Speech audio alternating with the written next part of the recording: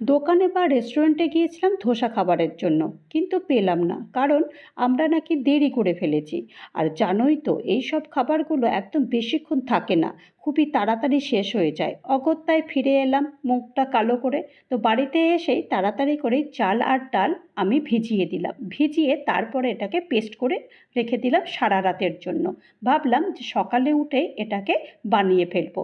তো এটাকে সারা রাত ধরে ঢাকনা দিয়ে এটাকে রেখে দিয়েছি। সকালে উঠে ব্রাশ ফ্রাশ করে চা ফা খেয়ে একেবারে লেগে পড়লাম রান্নাঘরে।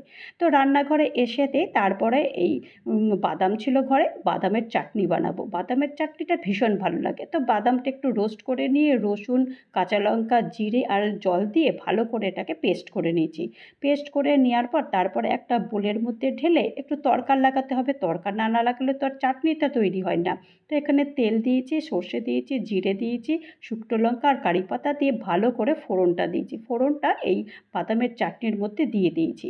আর দিয়ে দেওয়ার পর সাথে একটুখানি আগে একটু নুনও দিয়েছিলাম, নুনটা আর দেখানো হয়নি। তো আর দেখো, এটা খুলে দেখছি দারুণ সুন্দর ফুলেছে। আর ফোলা মানেই তার মানে দারুণ সুন্দর ধোসাগুলো হবে।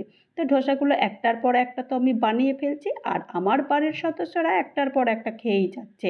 আমার তো আর খাওয়া দাওয়া হবে না, আমার তো সবার শেষে হবে, আগে তো বাড়ির লোককে খাওয়াতে হবে। তো তোমাদের এটা কেমন লাগলো? ভালো লাগলে লাইক করো।